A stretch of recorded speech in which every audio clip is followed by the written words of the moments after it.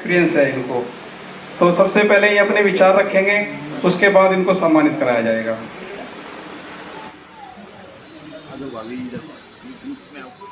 इधर बैठ के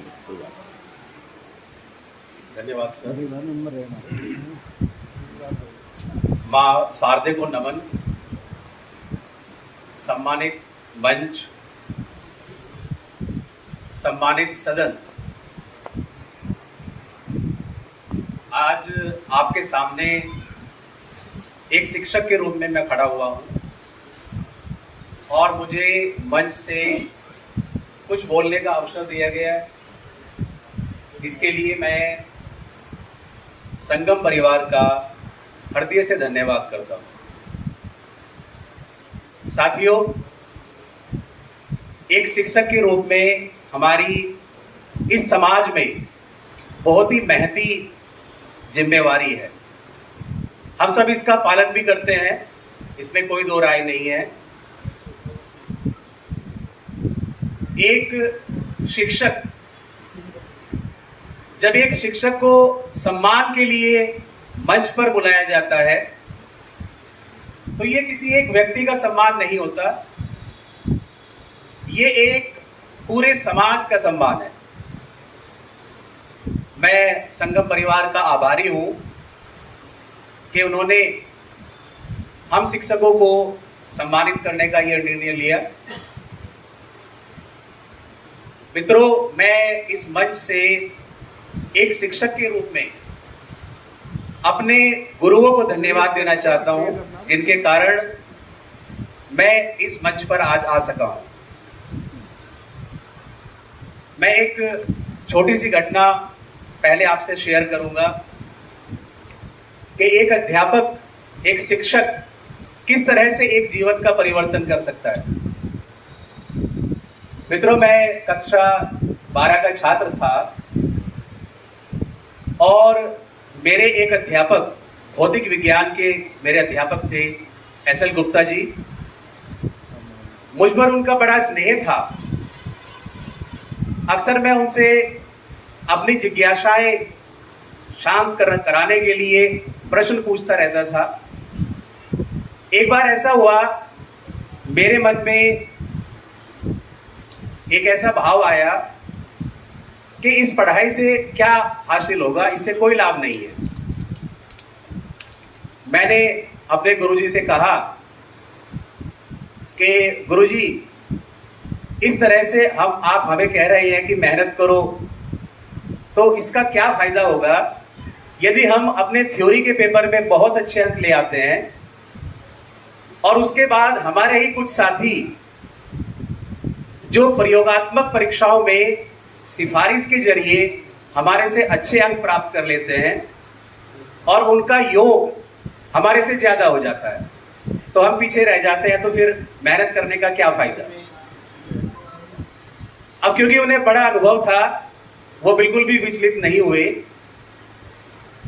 और उन्होंने सिर्फ एक बात मुझे कही, मुकेश, इस दुनिया में ऐसा तो हो सकता है कि जिस व्यक्ति ने मेहनत नहीं की वो आगे चला जाए। ऐसा होता है, बहुत बार होता है, लेकिन याद रखना, इस दुनिया में कभी ऐसा नहीं हुआ कि जिसने मेहनत की हो और वो पीछे रह गया हो।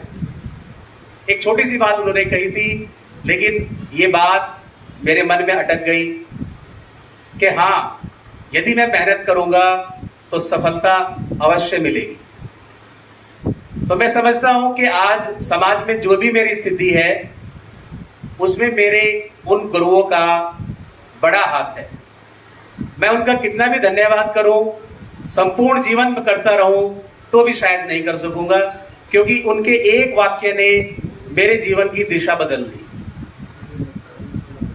इसी तरह मैं आपको एक और छोटा सा आपका समय लेते हुए, क्योंकि यहाँ एक और ऐसे शिक्षक सदन में उपस्थित हैं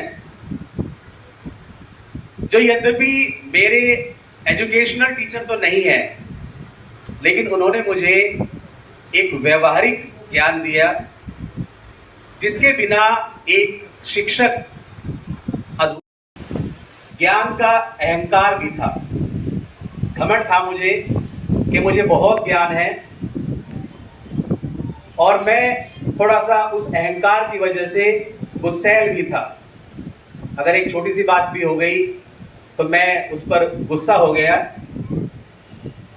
तो सदन में उपस्थित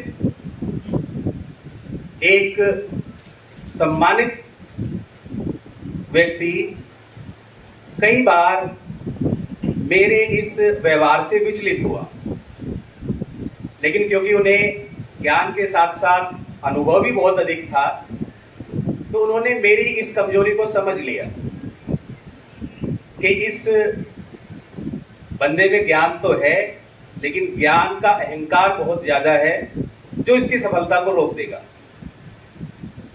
तो उन्होंने मुझे ट्रीटमेंट देना शुरू किया। जब भी मैं गुस्सा होकर उनके पास जाता और अपनी बात कहता, वो मुझसे कहते कि भाई मुझे अभी थोड़ा सा काम है, मैं ऐसा करता हूं कि मैं आपसे कल बात करूंगा।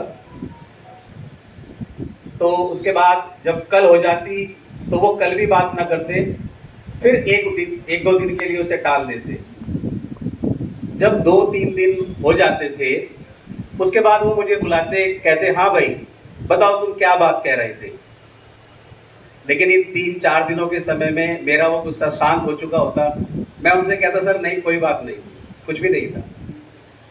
तो इस तरह से जीवन में व्यवहार का ज्ञान मुझे देने वाले मेरे एक गुरु अरविंद संगल जी यहाँ मंच पर मौजूद है। मैं सर आपका हृदय से आभारी हूं कि यदि आप मुझे वो व्यवहारिक ज्ञान ना देते तो मैं आज इस अनुभव को आपसे शेयर करने के लिए यहाँ ना होता। तो मित्रों, मैंने आपका बहुत समय लिया, बस मैं इतना ही कहना चाहूँगा, संगम परिवार ने ये जो एक व्यवस्था बना रखी है, ये बहुत ही अच्छी व्यवस्था है। शिक्षकों का सम्मान समाज में होना अति आवश्यक है, क्योंकि इसके बाद ही हमारी अगली पीढ़ी हमारे लिए कुछ कर सकेगी। बहुत बहुत धन्यवाद।